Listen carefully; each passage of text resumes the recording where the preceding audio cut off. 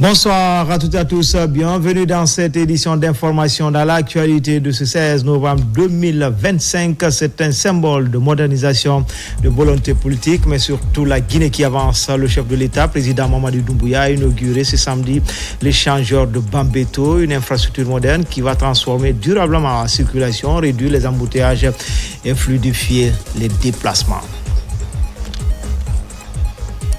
Et puis lancement du deuxième tour de la campagne nationale de vaccination des enfants de 0 à 23 mois et d'administration de la vitamine A aux enfants de 6 à 59 mois. Hélène Keller International, l'UNICEF et l'OMS accompagnent les opérations. Enfin, le ministère de la Jeunesse offre des ordinateurs au Conseil national des jeunes de Guinée. L'idée de rendre plus opérationnelle cette fêtière dans ses activités de promotion des valeurs de la jeunesse guinéenne. Voilà pour le sommaire.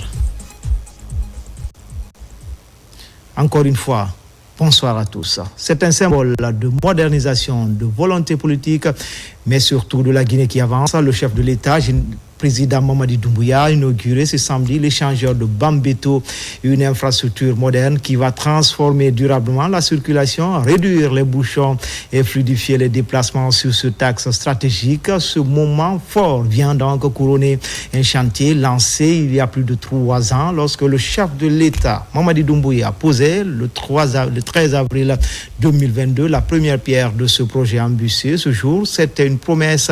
Aujourd'hui, c'est une réalité.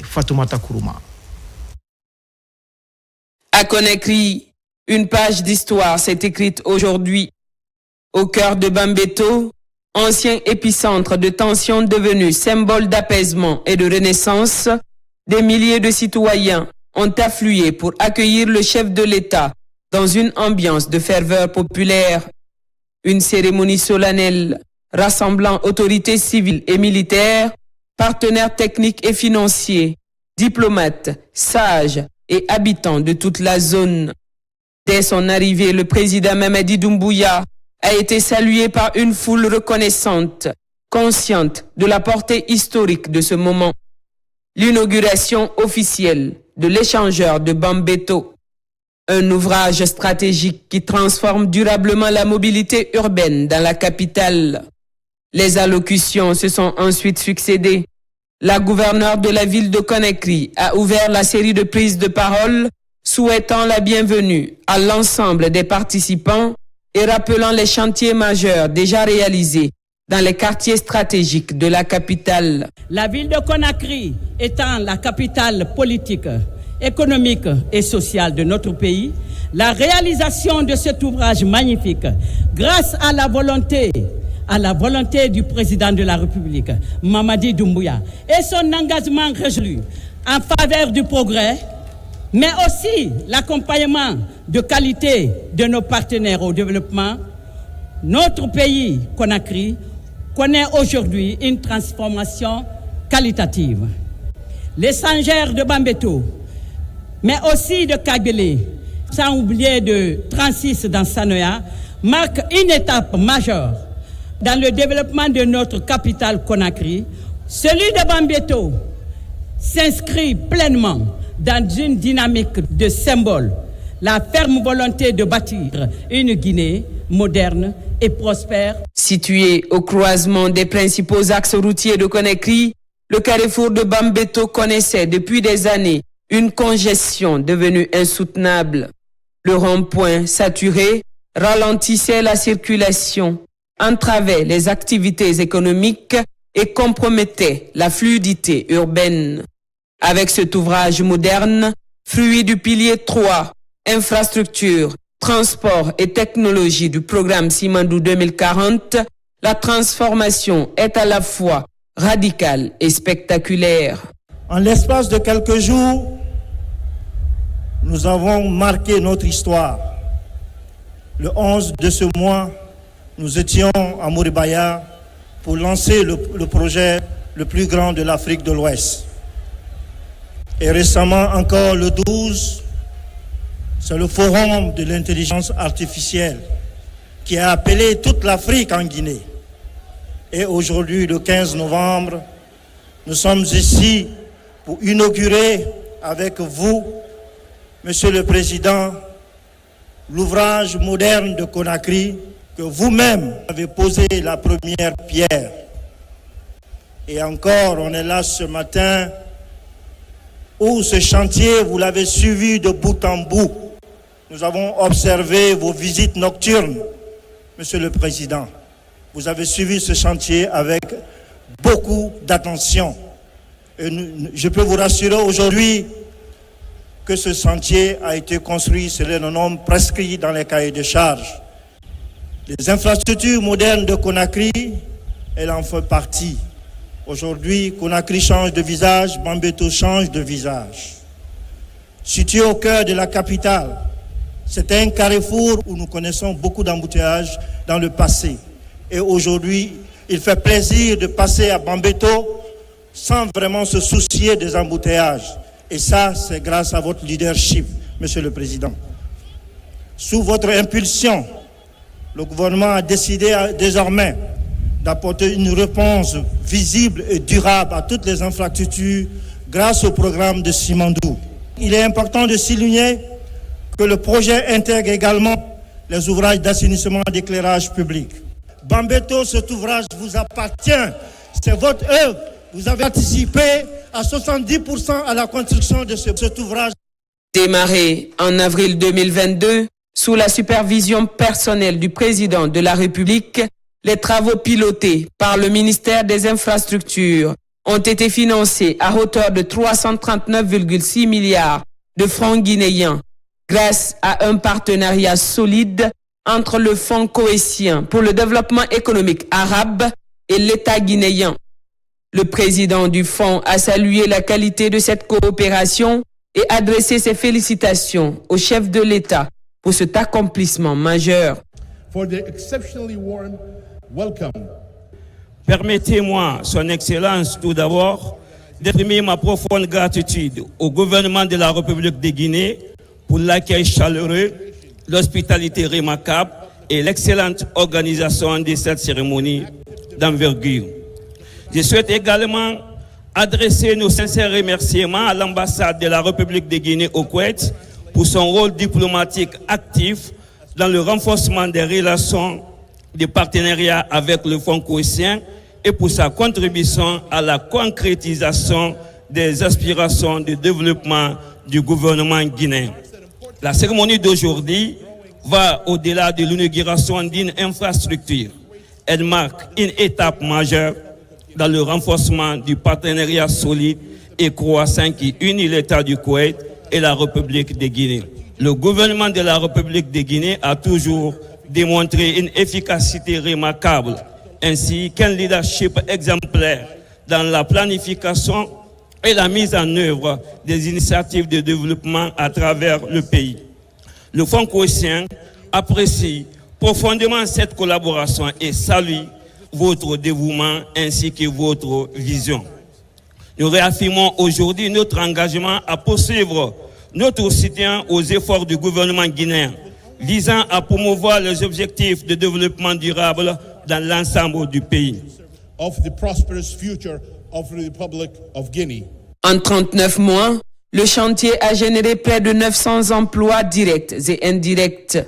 L'échangeur offre désormais un passage souterrain de 263,20 mètres vers la T2, un passage supérieur de 271,20 mètres en direction de la route Le Prince, un carrefour giratoire central connecté à 8 bretelles de 2 fois 2 voies. Un ensemble conçu pour fluidifier durablement la circulation, réduire les accidents, accélérer les trajets vers les zones administratives et économiques et embellir l'esthétique urbaine de Bambeto. Son Excellence, Monsieur le Président de la République, avait donné une orientation claire, transformer en profondeur le quotidien des Guinéennes et des Guinéens, fluidifier la mobilité urbaine et bâtir des infrastructures modernes dignes de notre vision nationale. Aujourd'hui, Monsieur le Président, cet engagement devient une réalité. Avec ses 261 mètres linéaires, l'échangeur de Bambeto permettra premièrement de réduire significativement des embouteillages, deuxièmement, amélioration de la sécurité routière, troisièmement, une mobilité plus fluide dans l'un des carrefours les plus fréquentés de Conakry. Et quatrièmement, enfin, un désenclavement accru des quartiers environnants, particulièrement les quartiers de Hamdallah, de Koza et de Kipé. Mesdames et messieurs, ce projet n'est pas seulement un ouvrage technique, c'est une réponse concrète aux besoins des citoyens. C'est une tradition visible de la volonté politique de bâtir une capitale dynamique, moderne et mieux structurée. Depuis plusieurs décennies, la Guinée et le Koweït entretiennent une coopération fondée sur la confiance, sur la fidélité et sur l'efficacité. Cette coopération exceptionnelle s'est encore renforcée sous le leadership visionnaire du président de la République. Le Koweït Fund accompagne notre pays dans des projets structurants et durables. Il finance également les projets stratégiques de construction de l'échangeur d'Anko 5, un autre ouvrage majeur dont les travaux démarreront très prochainement et qui viendra à son tour transformer le paysage urbain de Conakry. Au nom du chef de l'État, le conseiller à la présidence chargé des infrastructures et des transports, ancien ministre des Travaux publics, a invité l'assistance à observer 1 minute de silence en mémoire des martyrs de l'Axe. Il a rappelé une vérité devenue incontestable. L'Axe, longtemps stigmatisé, s'impose aujourd'hui comme un moteur du développement de la capitale. Un tournant rendu possible grâce à la volonté du président Mamadi Doumbouya de restaurer les droits des populations et de transformer durablement leur cadre de vie. Au nom de son Excellence, Monsieur le Président de la République, je vous prie de vous lever et d'observer 1 minute de silence en l'honneur de tous les martyrs de l'Axe.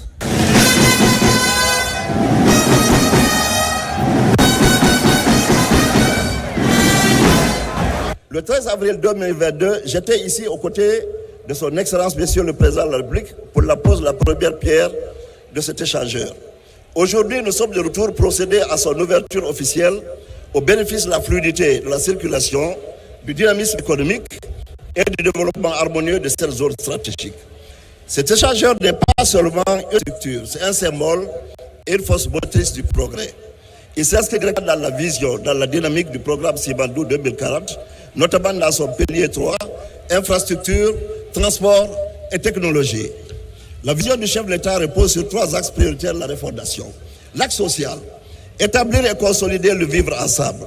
Il faut rappeler qu'avant le 5 septembre 2021, les populations de Hamdallah, Bambeto et Koza étaient souvent stigmatisées et victimes de discrimination.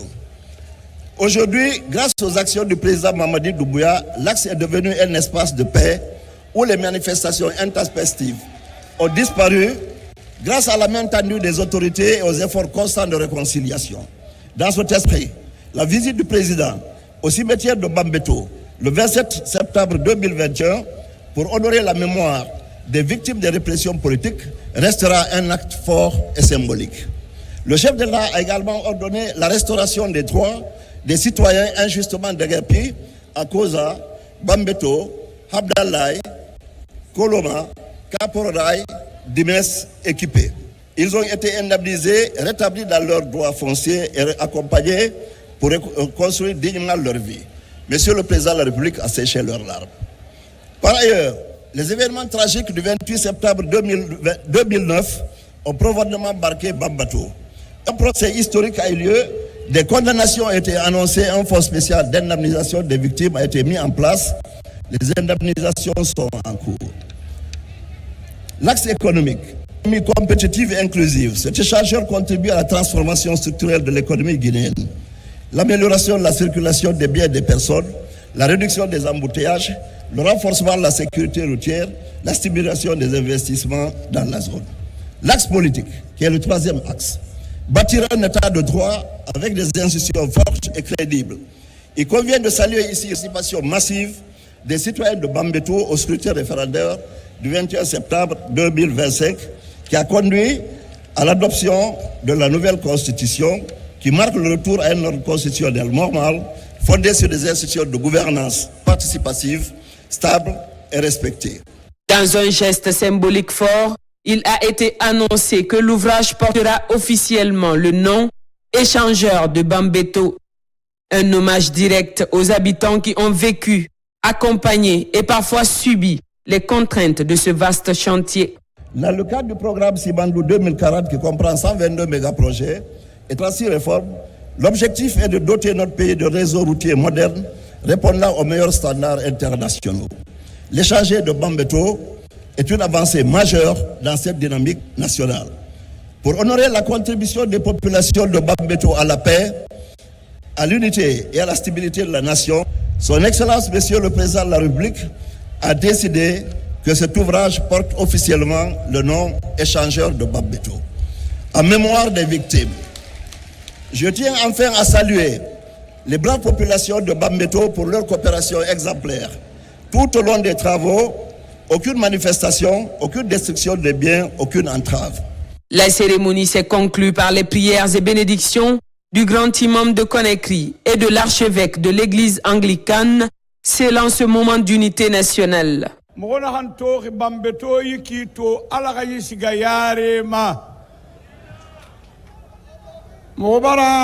Mangenu walisa o ma président mkoduba mabe mhonu malambore benu mo hakeli mo wayangina ina me inu wali iwali khina ina ma lu baraka ifende nan nabaxe me khibe inu wali ibara mo boyasa inu wali mhonu wa madanna han tofe to fanyira yibe ibara finda sabuira yibori khayare maske ibara finda sabuira ala namira yagi abada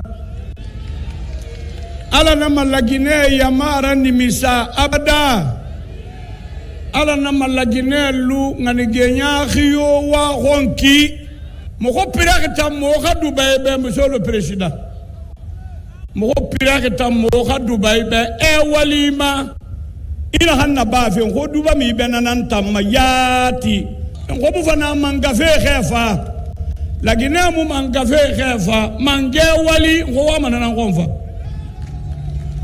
afala fe sorba khamanga abu khamanga na khamarafa heri na khamanga ya kui mo gona nan félicité ma mo ko duba nanambe inu wali isalo mo ko nena hanna baxe ala ke continuer. Bambeto, jadis cité frondeuse et marginalisée, se tient aujourd'hui aux avant-postes du développement national. Un quartier longtemps mis à l'écart qui retrouve sa dignité et exprime sa reconnaissance à celui qui a compris ses douleurs, ses attentes et ses aspirations, le président Mamadi Doumbouya. Et en retour, Bambeto a répondu présent, massivement, fièrement, unanimement.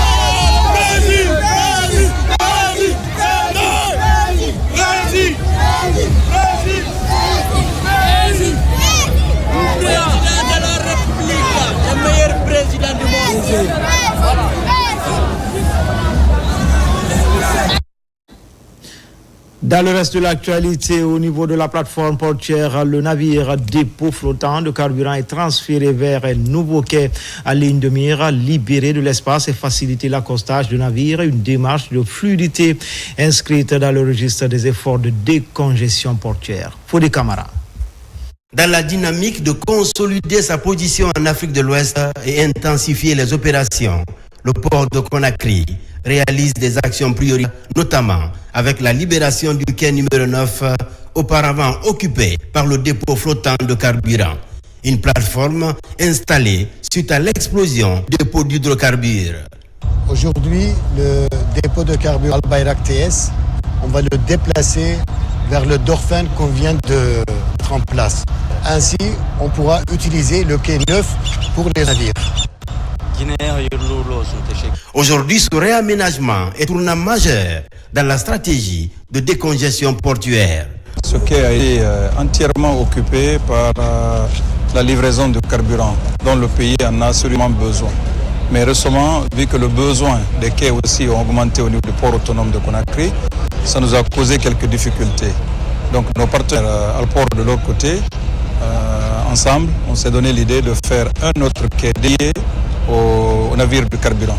Donc, ce qui fut fait en 2 semaines, tout le record, parce qu'il fallait faire des tuyaux en sous-mer et aller reconnaître sur la ligne. Mobilisé à titre exceptionnel pour garantir la continuité d'approvisionnement en carburant par le groupe Al Bayrak, désormais, ce navire citerne et les accessoires dispose d'un nouveau quai, le quai numéro 15. Cette initiative a pour objectif d'accroître la capacité d'accostage du port et accélérer le rythme de déchargement. Ce n'est pas la fin de la crise, de la congestion, mais c'est une réponse appropriée qui viendra certainement soulager les usagers du port de Conakry et les populations d'une certaine manière. Ça a entraîné des travaux supplémentaires parce que c'est un nouveau quai qui a été d'une certaine manière trouvé et aménagé pour permettre aux bateaux entrepôts de hydrocarbures de se déplacer, de libérer ainsi de l'espace au port de Conakry. Cette réorganisation va fluidifier les activités et assurer la continuité de l'approvisionnement. Une nouvelle école pour les populations de Koutaya, commune rurale de Horira, préfecture de Dubrika. C'est une action d'une association de jeunes Guinéens basée en Angleterre et compte ainsi encourager l'éducation dans cette localité. À l'ouverture, une centaine d'enfants étaient déjà inscrits dans cette nouvelle concession scolaire. Moussa Bangoura. Koutaya, un des districts de la commune rurale de Horira, préfecture de Dubrika, bénéficie d'une infrastructure scolaire. C'est un accompagnement de Orbon Guinée, un mouvement de jeunes guinéens basé en Angleterre. Cette infrastructure éducative est composée de plusieurs salles de classe, une direction et un centre informatique. Quand on va voir ces enfants du village, là où il n'y avait pas d'école, ces enfants-là sortir de ce village-là, aller être des hauts cadres, moi, c'est en ce moment que j'aurais dit que franchement qu'on a bien fait. Il y a beaucoup de choses qu'on veut faire ici. Les dortoirs pour les enfants, s'ils n'ont pas là où ils peuvent venir ici, apprendre et rester ici gratuitement. Tout ce qu'on donne ici, c'est gratuit. Cette école représente bien plus qu'un bâtiment. Elle incarne la coopération entre la Guinée et le Royaume-Uni. Grâce à Urban et ses partenaires, de nombreux enfants auront désormais accès à une éducation de qualité. L'idéal est d'encourager l'éducation des enfants dans cette localité. En plus des programmes enseignés, les cours d'anglais et d'informatique seront aussi donnés avec le soutien des volontaires anglais. Chers enseignants, vous êtes la clé du succès de cette école. Un bâtiment aussi beau soit-il n'a de sens que par la qualité du savoir qui y est transmis. Vous avez entre vos mains l'avenir de ces enfants. Nous saluons ici l'ONG Urban. L'école que nous inaugurons aujourd'hui à Kalevouré est une parfaite illustration de cette dynamique de changement prônée par le chef de l'État. Avant la construction de cette école, les enfants de ce village traversaient ce fleuve de Kalevouré tous les jours pour les centres d'apprentissage. À l'enseignement supérieur, les réformes se poursuivent à tous les niveaux. C'est le cas à l'Institut supérieur des sciences de l'éducation. Une nouvelle étape vient d'être franchie dans la formation des formateurs. L'institution s'est dotée d'un guide d'encadrement des stagiaires, un document essentiel dans le parcours des futurs enseignants. Mamadou Saliouba. À l'Institut supérieur des sciences de l'éducation de Guinée, les réformes touchent désormais l'ensemble des segments de l'institution. Dernier avancée majeure, l'élaboration du livret du stagiaire est fondamentale pour la formation des futurs formateurs. 2022, nous travaillons sur la réforme des programmes.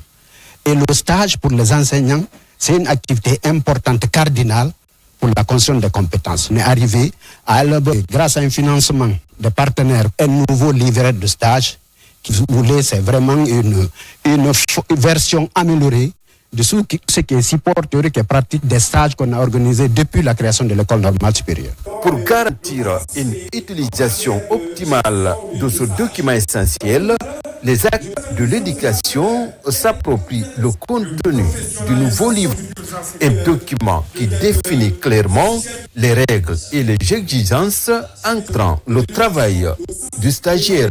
Avant, on se focalisait beaucoup plus sur les grilles d'évaluation pour dire qu'on est en accompagnement du stagiaire. Mais aujourd'hui, avec l'appui du programme Apprendre et la volonté des autorités de l'ISEC, on a un livret qui nous permet réellement aujourd'hui d'accompagner le stagiaire en tenant compte de 3 domaines. Le domaine relationnel, le domaine pédagogique et le domaine didactique. Au sein de cette institution chargée de la formation des enseignants du secondaire, le stage constitue une étape incontournable dans le parcours des apprenants. À travers l'Institut national de formation et de perfectionnement professionnel, le ministère du Travail franchit également une nouvelle étape dans le renforcement de la gouvernance publique. Des conseillers juridiques des ministères sectoriels sont formés sur le partenariat public-privé. Mamadi Ternan Kamisoko. Le ministère du Travail et de la fonction publique, à travers l'Institut national de formation et de perfectionnement INFP, veut compter sur des cadres compétents pour mener à bien les différents projets et programmes du pays. Pour gagner le pari, les conseillers juridiques jouent un rôle de premier plan. À Conakry, ils se familiarisent avec le thème partenariat public-privé, outil de financement du développement de la Guinée vers la mise en œuvre du programme Sibandou 2040. Les partenariats publics-privés apparaissent comme un mode de financement de plus en plus sollicité qui permet d'améliorer nos infrastructures publiques, de les financer, d'améliorer également la qualité de nos services publics. Le rôle des conseillers juridiques est crucial dans toutes les étapes de l'élaboration des partenariats publics-privés. Cet atelier qui démarre aujourd'hui, qui est un cadre d'échange, vise donc à vous outiller pour accompagner efficacement vos départements respectifs dans la négociation, la contractualisation et la sécurisation juridique des projets dans le cadre des partenariats publics-privés. Les PPP sont considérés aujourd'hui comme l'un des leviers essentiels de financement des projets publics. La meilleure compréhension de ces enjeux et intérêts devrait permettre d'améliorer la qualité de l'exécution des projets publics à travers le pays. Cette formation permettra au conseil juridique de comprendre effectivement qu'est-ce que c'est qu'un contrat de partenariat public-privé, quels sont les éléments constitutifs, quelles sont les conséquences qui en découlent. En initiant cette formation, l'INFP joue pleinement son rôle d'opérateur stratégique de professionnalisation de la fonction publique. La refondation de l'État ne saurait se limiter aux réformes structurelles.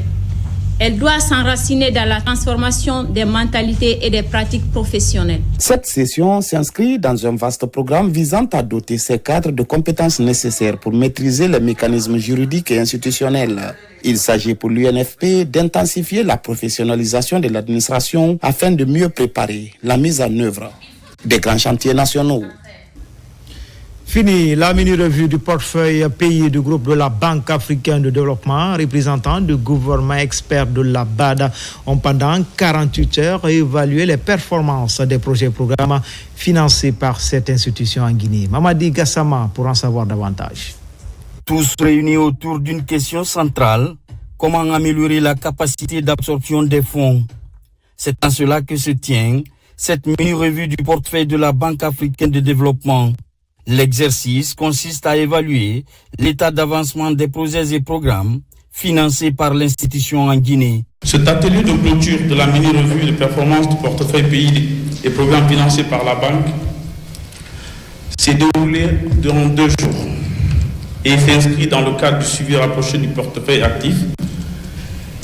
Cette revue de performance du portefeuille vise à contribuer à la gestion efficace et efficiente des projets et programmes financés par la BAD.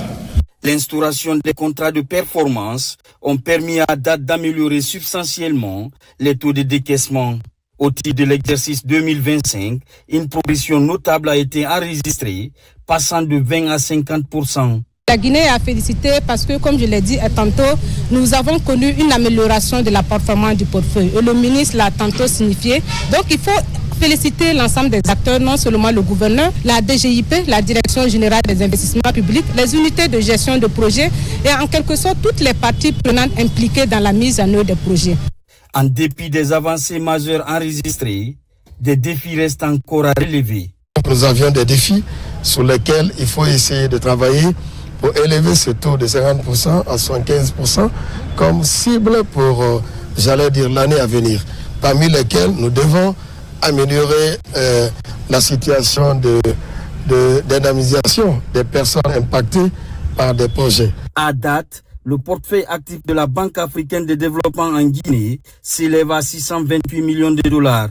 8 secteurs stratégiques sont concernés par ces financements, parmi lesquels l'agriculture, le transport et l'énergie. Réunion statutaire du conseil d'administration de la Confédération générale des entreprises de Guinée. Les membres du conseil entendent consolider les mécanismes internes de gouvernance, poursuivre la modernisation et la digitalisation des outils de travail du patronat. L'idée est de mettre à jour les dossiers administratifs des entreprises membres en conformité avec les exigences des autorités partenaires institutionnelles. Son Sagno, Abdelkarim Fakita.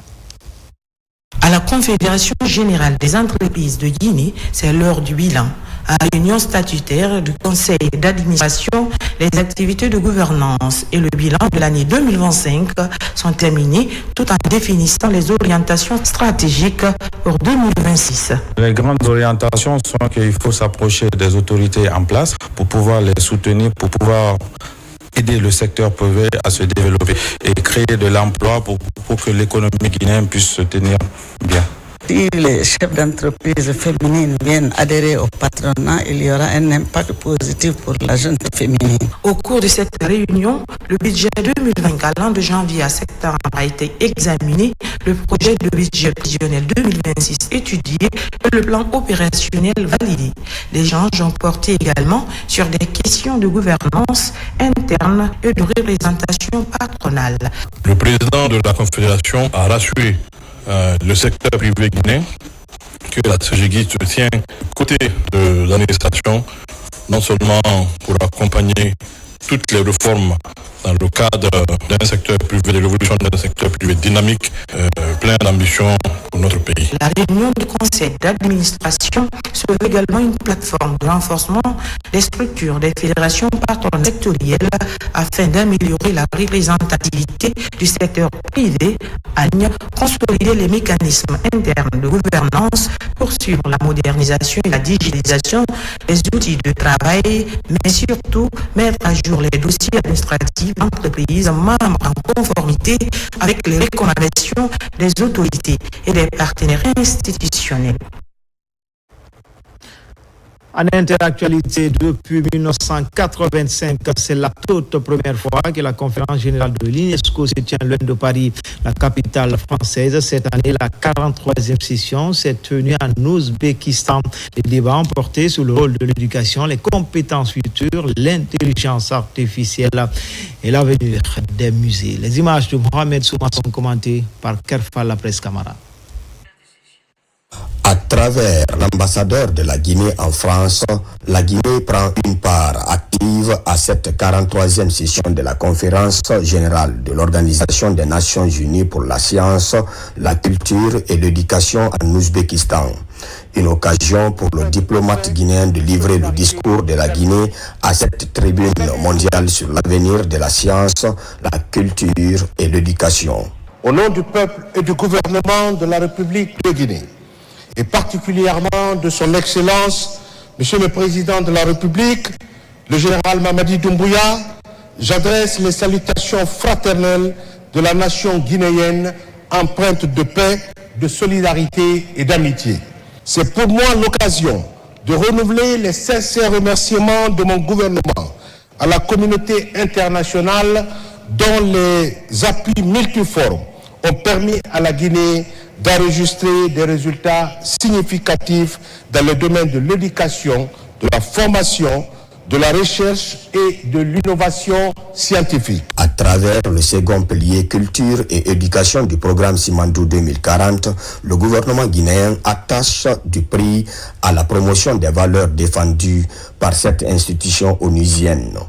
Ces réformes se situent notamment dans le cadre du programme structurel Simandou 2040, accordant une place singulière à l'éducation, la science, la culture et l'environnement en vue de conférer pertinence et efficacité au programme national de développement économique et socio-culturel. Cette session organisée pour la première fois hors de Paris depuis 1985 va s'étendre du 30 octobre au 13 novembre 2025, placée sous le thème « L'éducation comme outil de transformation, l'agenda post-2030 centré sur les compétences de demain, l'intelligence artificielle et l'avenir des musées ».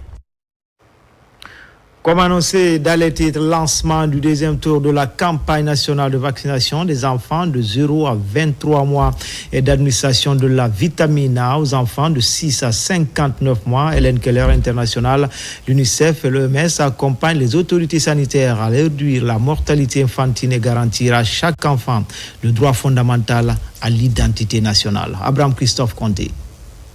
C'est ici, au centre de santé amélioré Lauriane Doumbouya de Kobaya Plateau, que le ministère de la Santé et de l'Hygiène publique a lancé la campagne nationale d'administration de la vitamine A aux enfants de 6 à 59 mois. Pendant plusieurs jours, des équipes mobiles et agents de santé communautaire vont siller les quartiers, villages et centres de santé pour toucher le maximum d'enfants. Professionnels de santé, mobilisés dans cette campagne, votre rôle est central. Je vous invite à redoubler d'efforts, à travailler en équipe et à maintenir le niveau d'excellence que la population attend de vous. L'UNICEF est fière d'accompagner cette initiative aux côtés de l'Organisation mondiale de la santé, du Fonds mondial et de l'ensemble des partenaires techniques et financiers. En unissant nos efforts, nous pouvons ensemble, il nous est possible d'atteindre chaque enfant. Parallèlement, les enfants de 0 à 23 mois recevront des vaccins du programme élargi de vaccination. Une stratégie qui vise non seulement à rattraper les doses manquées, mais aussi à maintenir la protection contre les maladies évitables comme la rougeole, la poliomyélite ou la coqueluche. Autre volet majeur, l'enregistrement des nourrissons de 0 à 6 mois au compte de l'année civile. La vaccination est un exercice important qui s'est toujours déroulé dans notre pays et qui permet à nos enfants d'avoir une santé, une meilleure santé. Cette orientation s'inscrit pleinement dans l'action du programme Simandou 2040, notamment à travers son pilier 5 consacré à la santé et au bien-être des populations.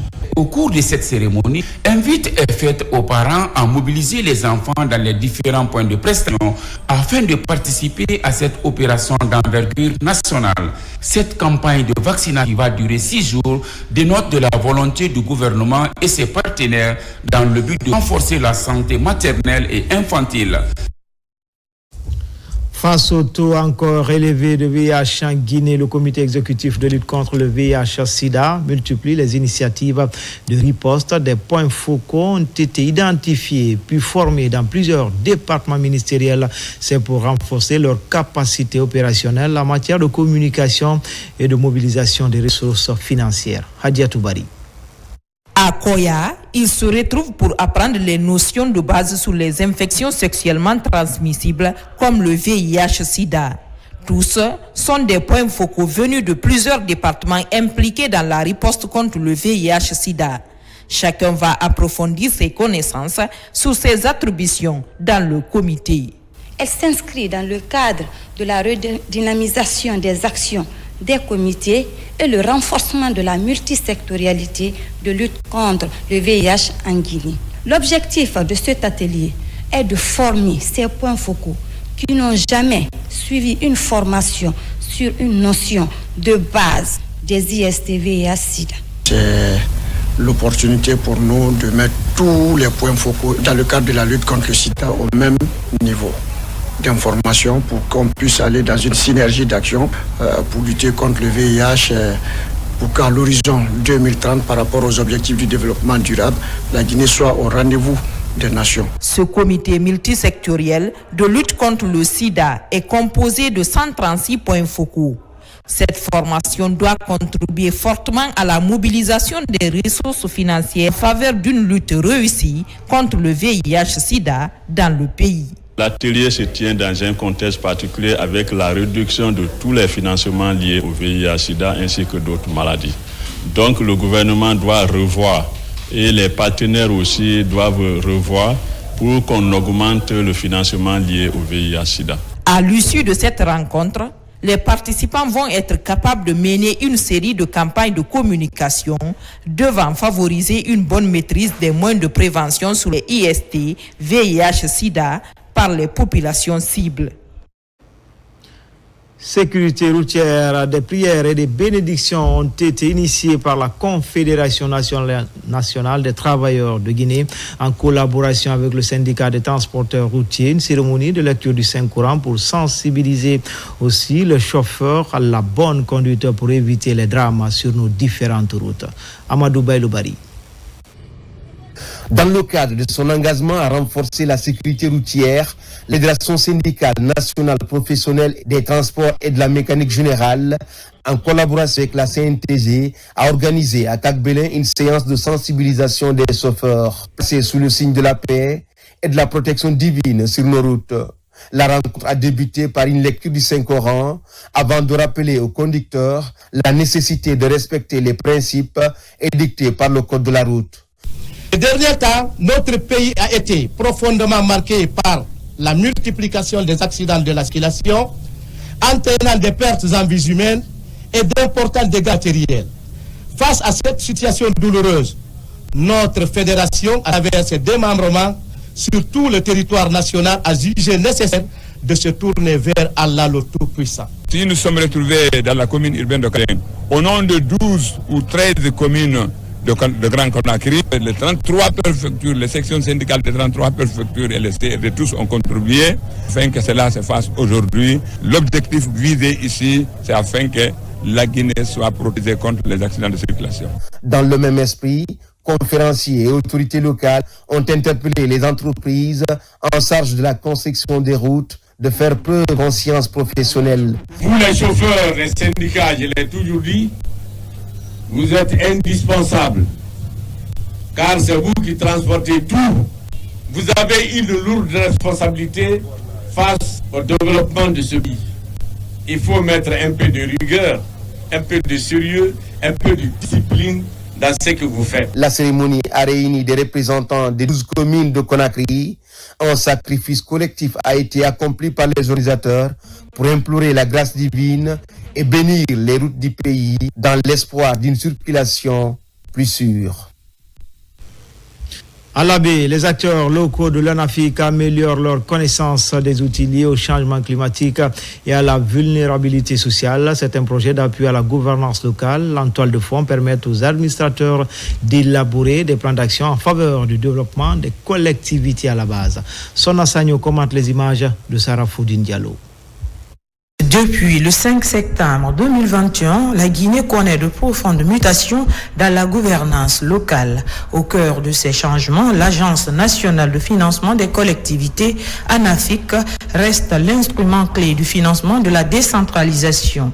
C'est dans cette dynamique qu'un système de suivi et évaluation est désormais opérationnel avec la mise en place de kits d'archivage destinés à mieux centraliser les données collectées au niveau des collectivités locales. Il s'agit entre autres, disons, de prendre en compte les aspects liés au changement climatique, c'est-à-dire de formuler des micro-projets résilients au changement par rapport au changement climatique, mais aussi de prendre en compte l'aspect inclusion, ICHAR, et pour prendre en compte les priorités des jeunes, des femmes et des personnes vivant avec handicap dans les collectivités. À l'issue de la formation sur l'opérationnalisation du système de suivi du programme d'appui à la gouvernance locale, les participants maîtrisent désormais les nouvelles procédures et outils de suivi pour une meilleure collecte et analyse des données locales. Les acteurs qui sont sur place sont des acteurs incontournables pour le développement, non seulement pour la base, mais aussi pour le sommet. Et là, cette rencontre est bien spécifique parce que ça nous permet de donner les informations nécessaires sur le suivi et évaluation du programme de l'ANAFIC et ensuite ça nous permet de maîtriser les données. Nous retenons dans ces formations tout l'effort que le gouvernement est en train de faire dans le cadre d'appui au développement à la base, à travers la Banque mondiale cette fois-ci, dans le programme de PGAL2. Donc nous promettons vraiment d'œuvrer à ce que les choses se passent comme ça se doit sur le terrain. La rencontre a réuni à la baie les cadres régionaux et préfectoraux, les secrétaires généraux, receveurs communaux et agents techniques chargés d'encadrer les communes. Le gouvernement guinéen, l'UNICEF passe à la loupe la mise en œuvre de leur programme de coopération 2024-2028. Une rencontre stratégique pour évaluer les avancées, identifier les défis et renforcer les actions destinées à améliorer la vie des personnes vulnérables, notamment les femmes et les enfants. Mohamed Salioupaï, Mohamed Lamine Diallo. Le programme de coopération entre la République de Guinée et l'UNICEF couvrant la période 2024-2028 a été validé en février dernier par le conseil d'administration de l'organisation onusienne. Ce partenariat vise à accompagner le gouvernement dans la levée des principaux obstacles qui freinent la pleine réalisation des droits de l'enfant dans le pays.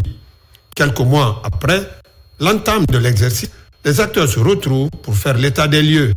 Il est crucial que chaque investissement consenti sur le terrain ait un impact concret, durable et équitable. Ceci appelle justement à une gouvernance forte, une planification locale efficace et une implication accrue des collectivités locales et des gouvernorats qui sont en première ligne. Nous sommes venus sur le terrain, voir avec les bénéficiaires, c'est-à-dire les collectivités locales, les autorités à tous les niveaux, pour voir, oui, la réalité des faits. Est-ce que les bénéficiaires peuvent témoigner? C'est-à-dire l'UNICEF dans ses réalisations en termes d'accès à l'eau potable, la santé pour tous. Nous sommes partis sur le terrain, de Guékédou jusqu'à Béa, dans une des CR de Bakédou là-bas, pour toucher vraiment la réalité du terrain. Cette revue annuelle est une étape clé qui permet d'apprécier les progrès réalisés dans la mise en œuvre des activités, tirer des leçons de l'année écoulée afin d'ajuster le plan opérationnel prévu pour 2025-2026. Cette revue nous offre une opportunité précieuse d'évaluer les progrès accomplis, d'identifier les obstacles rencontrés et de définir ensemble des stratégies plus efficaces pour renforcer l'impact de vos interventions sur le terrain. Consolider les efforts conjoints en faveur du bien-être des enfants et des communautés guinéennes, c'est l'enjeu principal de cet espace d'échange entre acteurs de promotion des droits des enfants en Guinée forestière. Une mission conjointe à PNUD, ministère de l'Environnement, évalue les résultats en faveur des communautés les plus vulnérables à Sigiri et Beila. Il s'agit des champs-écoles, des forêts communautaires et autres cultures vivrières. Bausman. District de Kouredi, sous-préfecture de Franwalia, dans le Bouré profond. Une mission conjointe, ministère de l'Environnement et du Développement durable à travers le Bureau de stratégie de développement et le PNUD, en tournée pour évaluer les projets réalisés, échanger avec les bénéficiaires et tirer les leçons. Ici, c'est la culture maraîchère pour appuyer les communautés. Dans ce périmètre, le projet a appuyé les femmes, tout ce qui est maraîchage, mais aussi comme vous avez vu, il y a une mise en défense qui est à côté qui permettra effectivement de non seulement mettre les périmètres, les pépinières pour les plants fruitiers, mais aussi pour les plants forestiers. Tout ça là, ça dans le cadre de la gestion durable des ressources naturelles. Depuis que le projet est venu, beaucoup de choses ont changé dans notre vie ici.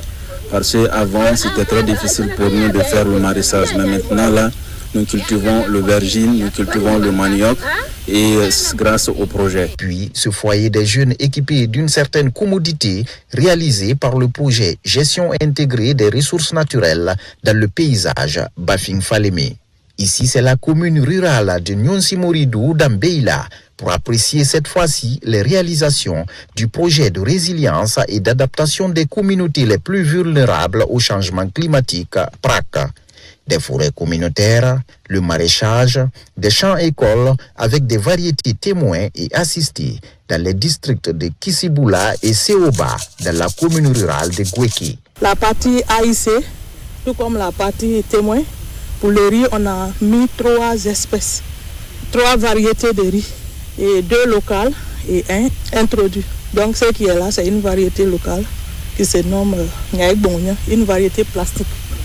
On peut planter dans le bas-fond tout comme sur le coteau. Malgré les efforts, d'autres défis s'imposent, à savoir l'irrigation et la clôture de certains périmètres pour la sécurisation des champs.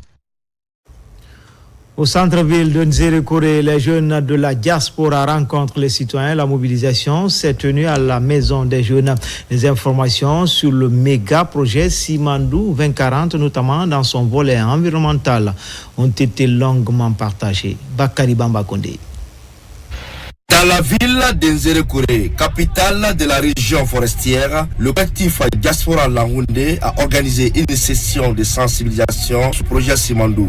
L'événement, axé sur l'information et le dialogue, a suscité un grand intérêt population locale, pressée de comprendre les implications de ce projet d'envergure pour l'avenir. De les faire conscientiser que ce projet va favoriser l'éducation, la formation et améliorer bien évidemment les infrastructures, renforcer l'économie. Donc rassurer bien évidemment la jeunesse de Nzérékoré pour leur dire que ce projet va bénéficier à tous. Le collectif a présenté Simandou non seulement comme une opportunité économique majeure pour la Guinée, mais aussi comme un projet porteur de défis environnementaux et sociaux qui nécessite un engagement citoyen. Compte tenu de la richesse écologique de la région, les participants ont exprimé des inquiétudes quant aux conséquences potentielles de l'exploitation minière sur les forêts, les cours d'eau et la faune locale. On a un avenir meilleur parce que le projet Simandou ici va créer des opportunités pour nous en tant qu'apprenants professionnels pour pouvoir avoir des emplois dans le futur. Formation et sensibilisation permettent aujourd'hui à la jeunesse guinéenne, surtout la jeunesse forestière, d'être dans le blanc du programme Simandou 2040. La session de sensibilisation en Nzérékoré marque une étape importante dans l'appropriation citoyenne du projet Simandou par les populations forestières. Dans l'actualité encore, le ministère de la Jeunesse offre des ordinateurs au Conseil national des jeunes de Guinée. L'idée est de rendre plus opérationnelle cette fêtière dans ses activités de promotion des valeurs de la jeunesse guinéenne. C'est le ministre de la Jeunesse, Selou Baldé, qui a présidé la cérémonie de remise. Les détails avec Tcherno Maroufba, Mohamed Saliou Bangoura. Pour mieux être plus efficace sur le terrain, le Conseil national des jeunes de Guinée sert des outils informatiques. Cette fêtière des jeunes de Guinée bénéficie du soutien de la part du ministère de la Jeunesse de 50 ordinateurs portables. Cette dotation permettra à ces jeunes à pouvoir mieux concevoir des projets pour la jeunesse guinéenne par le biais des logiciels. Ces ordinateurs vont changer beaucoup de choses. Déjà, ces ordinateurs vont nous aider à être efficaces, efficients et à surtout être pertinents dans toutes nos initiatives. Parce que tenez-vous bien, le Conseil n'était pas du tout équipé. On a plein d'idées de projets, plein d'opportunités, mais malheureusement, il fallait que les jeunes utilisent leurs propres ordinateurs ou vraiment partent dans les centres de prestations avec tous les risques qu'il faut. Mais avec ces ordinateurs, on a au moins un kit pour chaque bureau et les bureaux vont utiliser ces ordinateurs pour la conception de projets, surtout pour la sécurité des données. Ces ordinateurs sont répartis entre les bureaux régionaux, préfectoraux et communaux du Conseil national de la jeunesse. Cet appui du département de la jeunesse a tout son sens. Nous sommes là pour aider les jeunes, nous sommes là pour encadrer les jeunes, nous sommes là pour mettre en œuvre des politiques publiques susceptibles de contribuer à la création des opportunités d'emploi pour les jeunes, à leur insertion, mais également à leur formation, à leur accompagnement. Et donc, étant donné que nous avons une fêtière de la jeunesse qui regroupe l'ensemble des associations de jeunesse dans notre pays, installées dans les 8 régions, dans les 33 préfectures et dans les 300 et quelques communes urbaines et rurales de notre pays. Et donc c'est un partenaire avec lequel nous devons travailler parce que c'est une fêtière qui est organisée. Partenaire privilégié du ministère de la Jeunesse, le Conseil national des jeunes de Guinée regroupe en son sein 3690 jeunes et 410 bureaux dans tout le pays. Enfin, humanitaire avec cette immersion dans un orphelinat de la capitale, la voix des sans-voix. Vous allez le voir, le fait inédit, c'est une malvoyante qui s'occupe de plus de 50 enfants, tous orphelins, d'où cet appel aux bonnes volontés et aux âmes sensibles pour la prise en charge sanitaire et scolaire des enfants. Abouakar Junior Kamara nous plonge dans le quotidien de cet orphelinat hors du commun. Dans cette concession 6 à Simbayagar, une cinquantaine d'enfants privés de la chaleur parentale y vivent sous la bannière de l'orphelinat La Voix des Sans-Voix. Créé il y a 4 ans, ces enfants majoritairement orphelins de père et mère vivent dans la joie grâce à la générosité de Hayayari Kamara. C'est son nom, elle est aussi malvoyante de son état. Elle a consacré une partie de son avoir à la prise en charge de ses enfants.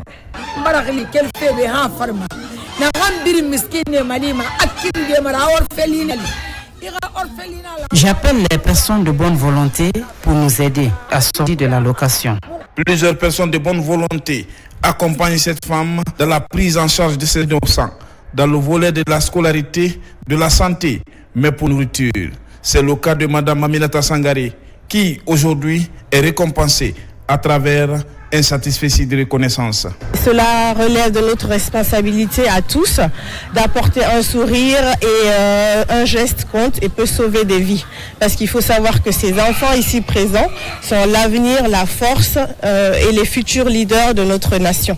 Donc j'invite aujourd'hui tout le monde à apporter sa pierre à l'édifice afin de contribuer au mieux que l'on puisse au développement socio-économique de notre pays. Orphelinat La Voix des Sans-Voix a aujourd'hui un grand défi à relever. Comment sortir de la maison en location?